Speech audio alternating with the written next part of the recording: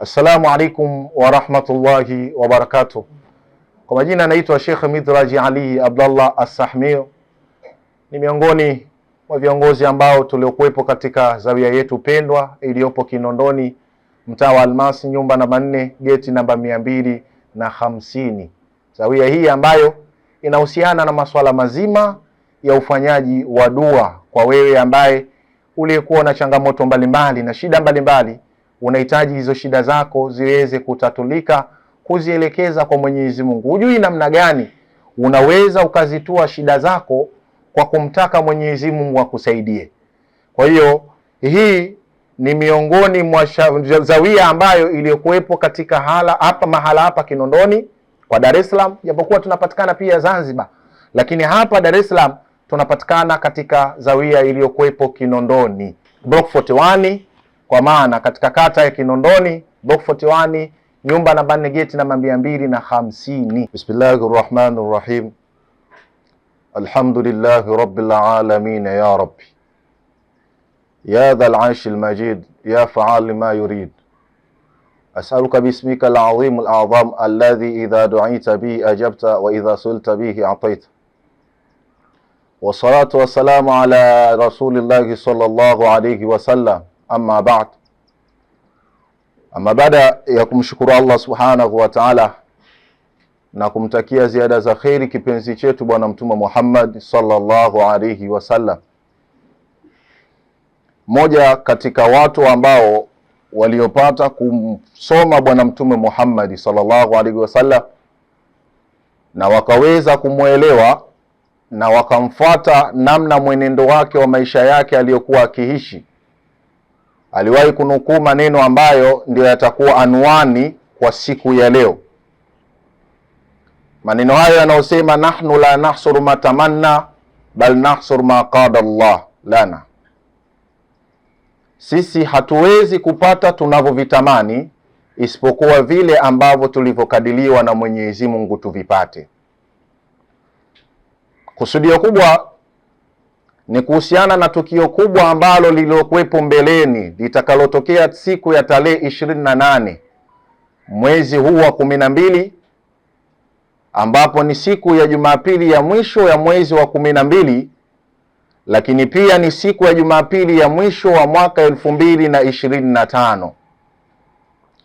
Ndani ya mwaka 2025 wapo watu wengi sana walikuwa na matamanio mengi katika mambo yao.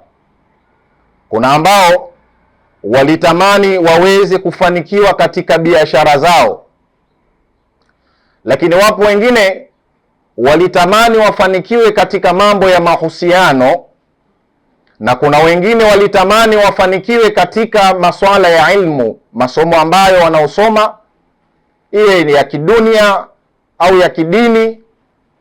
Lakini katika matamanio hayo ambao waliokuwa wakitamani, wapo ambao waliofanikiwa na wapo ambao hawakufanikiwa katika yale walioyatamani yawezi kuwapata. Tunarudi katika yale maneno niliyoyatanguliza mwanzo kwamba nahnu la nahsur ma tamanna bal nahsur ma qada Allah lana, kwamba sisi hatuwezi kuvipata vile ambavyo tunavyovitamani isipokuwa tutavipata vile tulivyokadiliwa na Allah subhanahu wa ta'ala.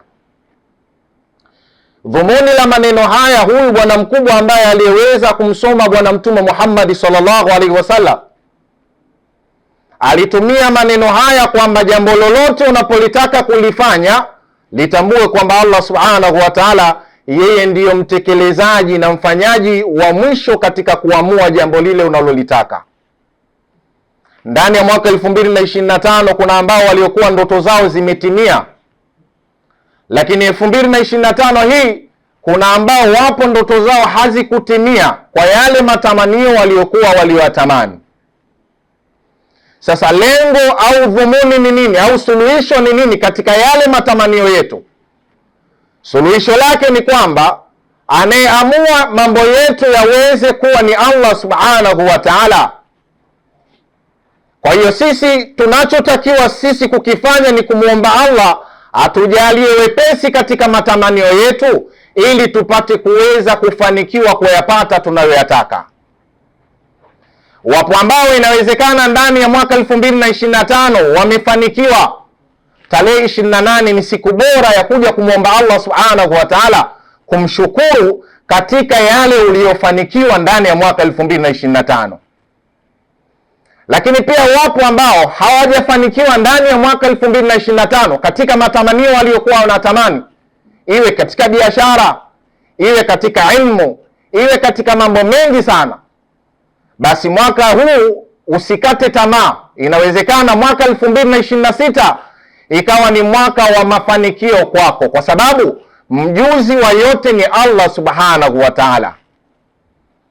Kwa hiyo tarehe 28 ni siku bora ambayo ya kuja kumlilia Allah. Tumeipanga siku hii katika kituo chetu cha dua Shafaka Allah wa Afaka Dua Center kilichopo Kinondoni, mtaa wa Almasi, nyumba namba 4, geti namba 250, kwamba hii siku ya tarehe 28 ni siku ambayo tunaenda kumlilia Allah subhanahu wa ta'ala katika yale tunayatamani. Ikiwa yamefanikiwa kuyapata, Allah tujalie wepesi, yaendelee kuweza kufunguka mambo yetu. Lakini pia vile vile wale ambao hawakufanikiwa, Mwenyezi Mungu awafanyie wepesi katika mwaka 2026. Wapo baadhi ya watu Mwenyezi Mungu amenyima katika mwaka huu 2025, lakini wanaweza wakapata katika mwaka 2026. Wakati wa Mungu ni wakati mzuri sana katika maisha yako wewe mwanadamu. Ewe ndugu yangu unayenisikiliza, niweze kutoa moja ya maudhui au katika ufundisho ambao inawezekana yakakuelimisha wewe ndugu yangu unayenifuatilia hivi sasa. Kuna moja ya mwanaharakati au niseme kama kwa maana ni mtu ambaye mtumiaji wa mitandao sana, alipata kuweza kufanya video nyingi sana katika mwaka 2025, mwaka 2024, mwaka 2023, mwaka 2022, mwaka 2021, mwaka 2020. Toka mwaka 2018 alikuwa akifanya video mbalimbali kuzituma mitandaoni, lakini 2025 ndio mwaka ambao ulioweza kutokea moja ya video alizowahi kuzirekodi katika akaunti yake iliweza kutrend na ikamnyanyua kimaisha, na akaweza kufanikiwa katika maisha yake, maisha yakabadilika. Huyu ndio Allah subhanahu wa ta'ala ambaye tunaitakiwa kuomba. Usikate tamaa, hali ya kuwa inawezekana 2025 haukupona maradhi uliyokuwa nayo. 2026 inawezekana ikawa ni mwaka wewe kwako ukawa mwepesi na ukapona maradhi uliyokuwa nayo. Usikate tamaa, haikuwa kwamba mwaka huu hukupata faida katika biashara unazozifanya. 2026 Allah anaweza kukuletea wepesi katika biashara zako. Haya yanawezekana ikiwa utamtegemea Allah subhanahu wa ta'ala na akakusaidia katika yale ambayo uliyokuwa ukiyatamani. Nahnu la nahsul matamanna bal nahsul ma qada Allah lana, kwamba sisi hatuwezi kuvipata tunavyovitamani, isipokuwa tutavipata vile Allah alivyotukadilia. Na inshallah Mwenyezi Mungu atufanyie wepesi tuwe miongoni mwa wao ambao watakaopata hizo neema za Allah subhanahu wa ta'ala. Moja ya kisa kilichowahi kuweza kutokea katika zama za Nabii Musa, mama mmoja ambaye yeye alikuwa na uhitaji wa yeye kuweza kupata mtoto. Hichi kisa niweze kukusimulia wewe ndugu yangu Muislamu, kipate kukufundisha na kipate kukuelimisha, uondoke nacho siku ya leo, ili iwe ni sababu ya kukufanya usikate tamaa. Tarehe 28 ni siku ambayo unahitajika wewe uhudhurie katika dua na tuweze kumlilia Allah subhanahu wa ta'ala aweze kutufanyia wepesi katika yale tunayoyahitaji. Moja ya mwanamama huyu, yeye ilikuwa ni ombi lake sana, na anamwomba Allah subhanahu wa ta'ala amjalie aweze kupata mtoto. Maombi yake alikuwa ni mengi sana, alikuwa akimwomba Mwenyezi Mungu. Siku moja alipata kuonana Nabii Musa, ameweza kukutana naye, akamwambia Nabii Musa kwamba nahitaji uweze kunipelekea maombi yangu kwa Mwenyezi Mungu subhanahu wa ta'ala. Baada ya kumwambia maneno hayo, Nabii Musa alimsikia na akamwelewa yule mama, akafanya safari alipoweza kwenda. Lakini ilipofika wakati alienda sehemu alipokuwa akifanya ibada, akamlilia Allah subhanahu wa ta'ala shida zake, lakini mwishoni akamwambia Mwenyezi Mungu subhanahu wa ta'ala, ya Rabbi, kuna mja wako amenituma hitajio lake, yeye anahitaji mtoto, mjalie katika miongoni utakaowapatia watoto, basi na huyu mama umruzuku katika riziki hiyo. Baada ya kuweza kumwambia Mwenyezi Mungu maneno haya, na tukumbuke kwamba Nabii Musa alikuwa miongoni mwa watu ambao walikuwa wakizungumza na Mwenyezi Mungu ana kwa ana, kwa maana akijibiwa papo kwa papo, akimwomba Allah kama kulikuwa kuna jambo Mwenyezi Mungu anamwambia hapo hapo. Baada ya kumwambia Mwenyezi Mungu yale maombi aliyoambiwa na yule mama Nabii Musa, baada ya kuweza kumwambia, Mwenyezi Mungu akamjibu majibu haya, akamwambia Musa, nenda akamwambie yule mama kwamba yeye riski ya kupata mtoto nimefunga mlango huo, hatopata mtoto. Nabii Musa ilibidi achukue majibu yale kwa unyonge. Baada ya kuachukua yale majibu, akarudi. Alipokutana na mama huyu, ana shauku, anaamini kwamba nilimeweza kumwambia mambo yangu ni mtume wa Allah, chochote atakachomuomba Mwenyezi Mungu subhanahu wa ta'ala atajibiwa na hakuna pingamizi katika anayoyataka. Baada ya kumwambia haya maneno, Nabii Musa alitumaini majibu atakayoyapata atakuwa ni majibu mazuri, lakini baada ya kuweza kurudi, Nabii Musa alikuja na majibu tofauti na yale matamanio huyu mama aliyokuwa akiyatamani. Nabii Musa akamwambia yule mama kwamba maombi uliokuwa ukiyahitaji, Mwenyezi Mungu mlango huu wewe kupata riziki ya mtoto amefunga, hautazaa. Mama huyu alinyoosha mikono yake na kumshukuru Mwenyezi Mungu. Aliamini kwamba yote haya kama ikiwa Allah amepanga, basi inahitajika kumshukuru, hacha nifanye subira na niendelee kumwomba, na imani ipo siku Mwenyezi Mungu atanijibu ninayohitaji. Kweli ilipita kipindi kirefu sana. Alipata kupita moja ya watu wazima ambao waliokuwa wamechoka kimuonekano, kanzu aliyoivaa imechoka, yeye mwenyewe ukimtizama amechoka. Huyu ni miongoni mwa watu waliopita karibu na nyumba ya huyu mama ambaye aliwahi kumwomba Nabii Musa hitajio la kupata mtoto. Alipopata kupita karibu na nyumba huyu mama, alikwenda kubisha hodi. Alikuwa anasafiri anaelekea sehemu nyingine, maana yake safari aliyokuwa akitembea ni safari ndefu. Alipita pahala ambapo akaona kuna nyumba, akabisha hodi. Baada ya kubisha hodi nyumba ile, akatoka mama ambaye aliweza kumwambia Nabii Musa maombi yake. Alipoweza kutoka mama huyu, akaweza kuambiwa na huyu mtu mzima ambaye aliyekuwa akionekana ni dhalili tu, hana kitu chochote, ameonekana kwa muonekano ambao wa kawaida sana. Aliweza kumwomba nisaidie maji. Huyu mama hakuwa na khiana yoyote, akaingia ndani akatoa maji kwenye kikombe kumpatia huyu ambaye ni aliyeweza kubisha hodi nyumbani kwake, ili apate kutoa ile hali ya kiu chake ambacho kilichokuwa kinamsumbua. Alipobisha hodi, akagonga, akamwambia nahitaji maji. Mama huyu akaingia ndani akatoa maji. Alipopewa maji, baada ya kunywa maji yale, mtu mzima huyu akamwambia, una jambo lolote unalihitaji kutoka kwa Mwenyezi Mungu?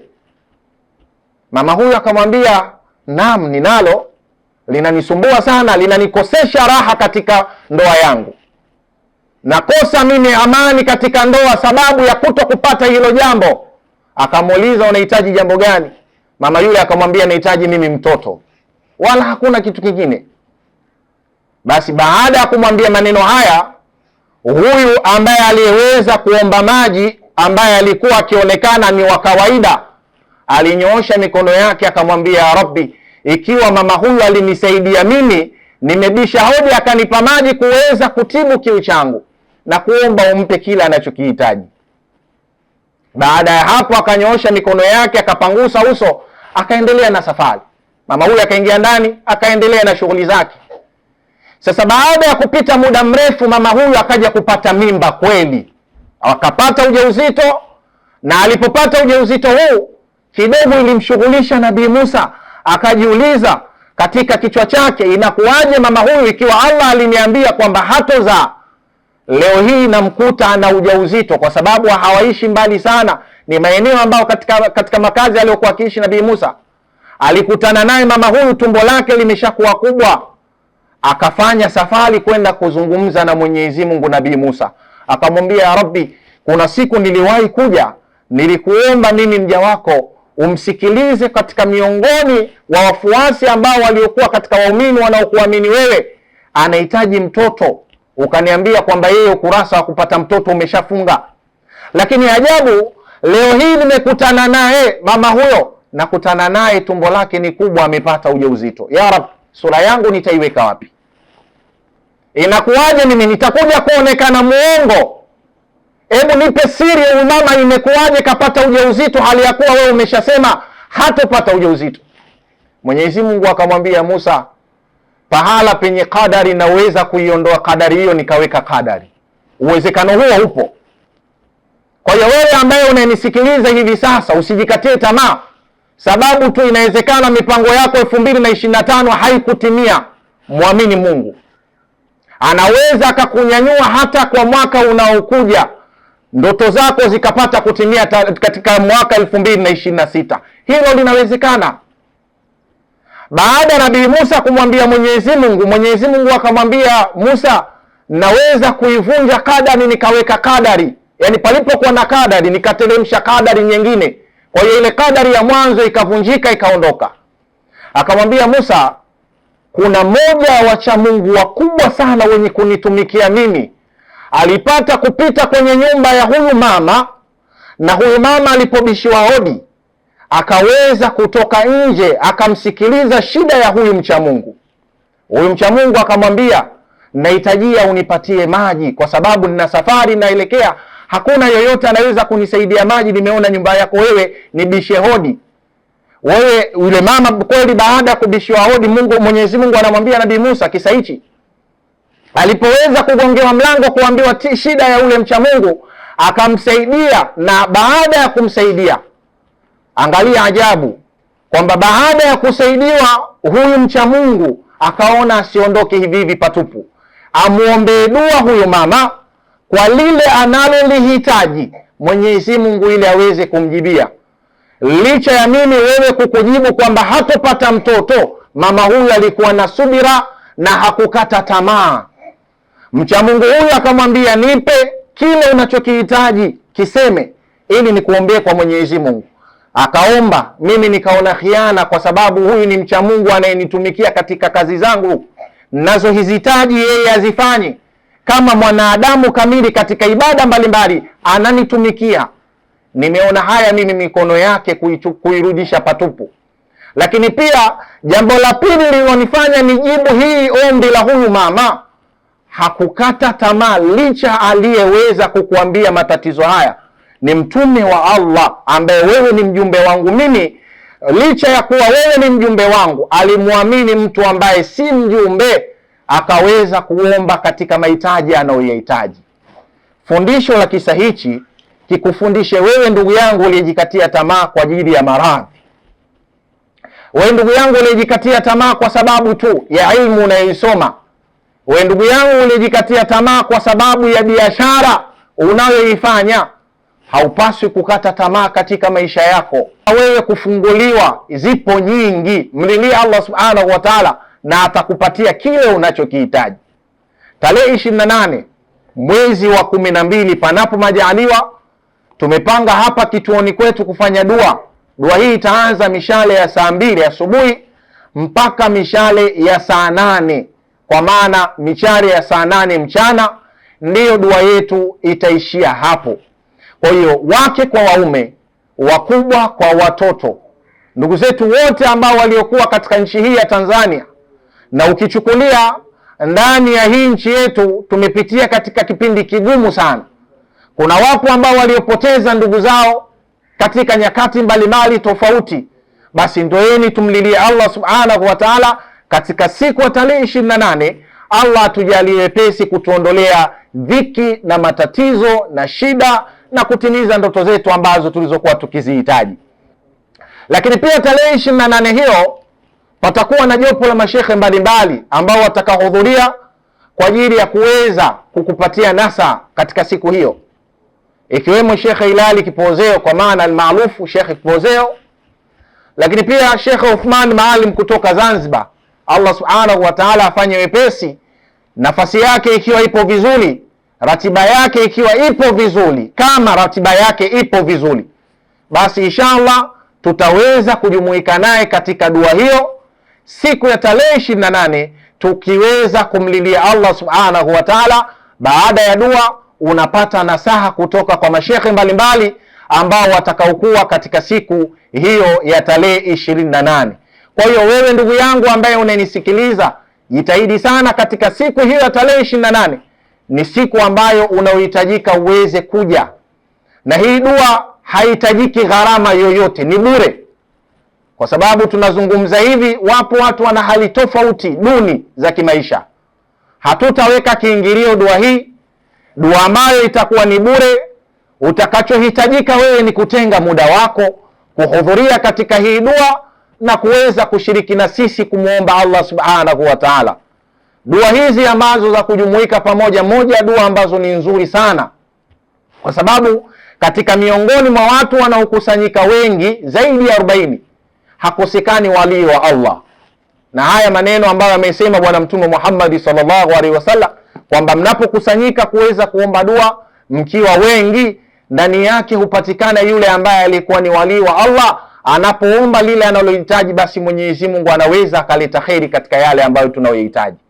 Kwa hiyo dhumuni la kuzungumza haya ni kukutaka wewe ndugu yetu ambaye unaitutizama hivi sasa, unaikaa Mbagala, unaikaa Kinondoni, unaikaa Mwanyamala, unaikaa Ilala, unaikaa Buguruni, unaikaa Gongo la Mboto, unaikaa Chamanzi, Tegeta, Bunju na maeneo mengine kote katika ulimwengu ambao uliokuwepo katika hii nchi yetu ya Tanzania, katika mkoa huu wa Dar es Salaam, basi jitahidi tarehe 28 sio siku ya kukosa. Na hata wale ambao waliokuwa wanakaa mikoa ya karibu wanaweza kushiriki katika dua hii panapo majaliwa, inshallah iwe sababu Mwenyezi Mungu aweze kutufanyia wepesi katika yale tunayohitaji. Na ili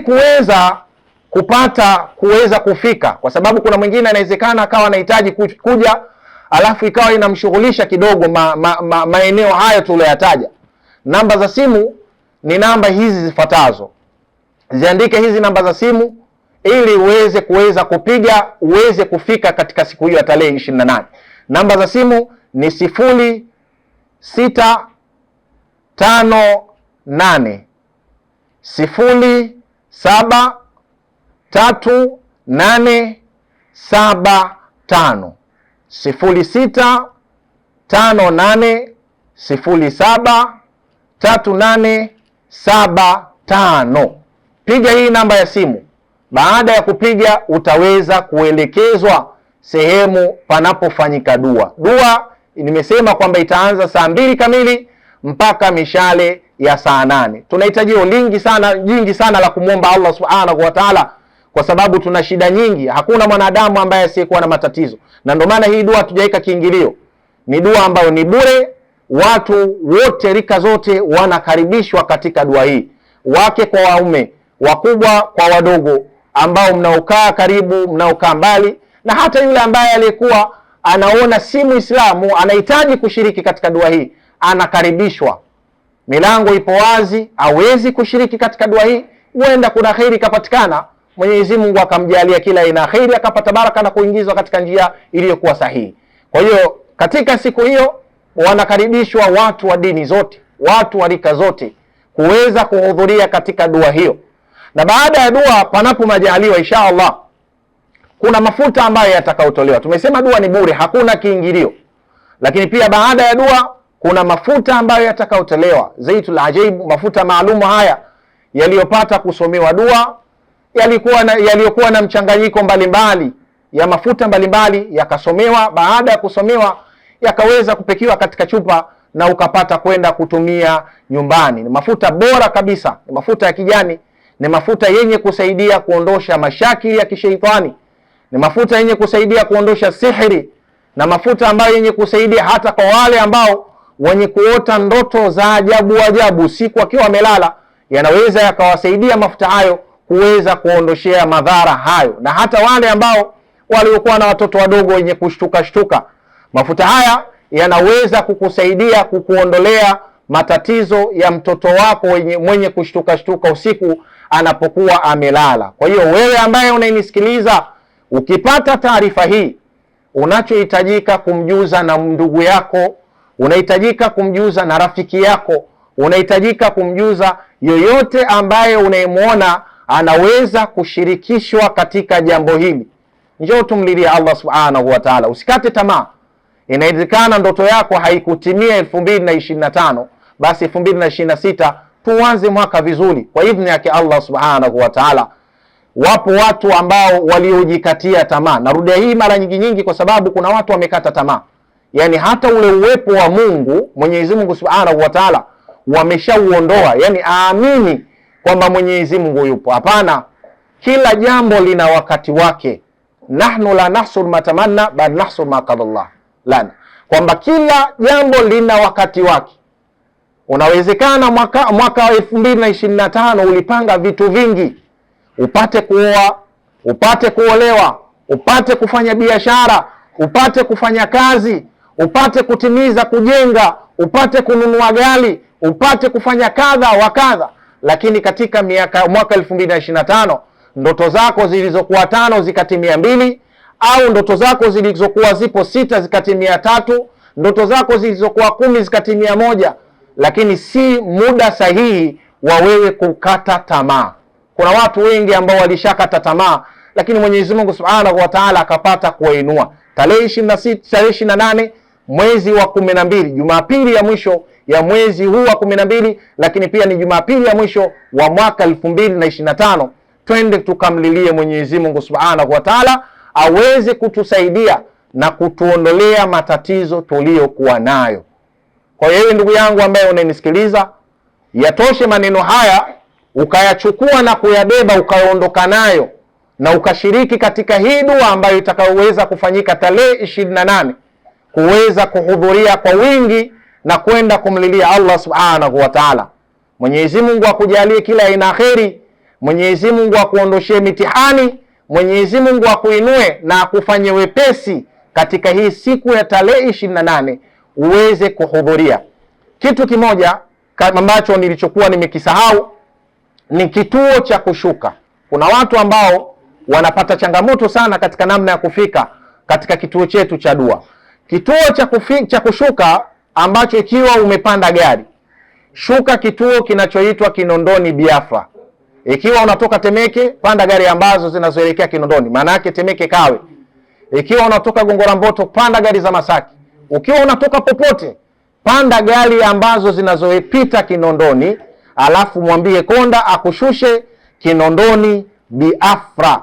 Ukishashuka hapo Kinondoni Biafra, ulizia mtaa unaoitwa Almasi. Ukifika katika mtaa huo, utasikia tu spika zikiwa zinalia, au tizama nyumba namba 4, geti namba 250. Utakapoweza kufika katika dua hiyo, utapokelewa vizuri na utaweza kuelekezwa sehemu gani ya kuweza kukaa. Tarehe 28 mwezi wa 12 ni siku ambayo tunamshukuru Allah Subhanahu wa Ta'ala kutuvusha salama mwaka 2025, lakini pia tunamuomba Allah Subhanahu wa Ta'ala aweze kuwa na sisi mwaka 2026, kwa maana uwe ni mwaka wa mafanikio. Ndoto ulizozihitaji zitimie, Mwenyezi Mungu apate kuzitimiza. Baada ya kuzungumza hivyo, nikutakie kila aina kheri. Mwenyezi Mungu akujalie kila aina kheri na kuondoshie kila aina shari. Uwe miongoni mwa washiriki ambao watakaohudhuria katika hii dua. Wabillahi tawfik. Wassalamu alaikum wa rahmatullahi wa barakatuh. Assalamu alaikum wa rahmatullahi wa barakatuh. Kwa majina naitwa Sheikh Midraji Ali Abdallah As-Sahmio. Ni miongoni mwa viongozi ambao tuliokuwepo katika zawia yetu pendwa iliyopo Kinondoni, mtaa wa Almasi, nyumba namba 4, geti namba 250. Zawia hii ambayo inahusiana na masuala mazima ya ufanyaji wa dua kwa wewe ambaye uliyekuwa na changamoto mbalimbali na shida mbalimbali, unahitaji hizo shida zako ziweze kutatulika, kuzielekeza kwa Mwenyezi Mungu. Hujui namna gani unaweza ukazitua shida zako kwa kumtaka Mwenyezi Mungu akusaidie. Kwa hiyo hii ni miongoni mwa zawia ambayo iliyokuwepo katika mahala hapa Kinondoni kwa Dar es Salaam, japokuwa tunapatikana pia Zanzibar, lakini hapa Dar es Salaam tunapatikana katika zawia iliyokuwepo Kinondoni Block 41, kwa maana katika kata ya Kinondoni Block 41 nyumba namba 4 geti namba 250.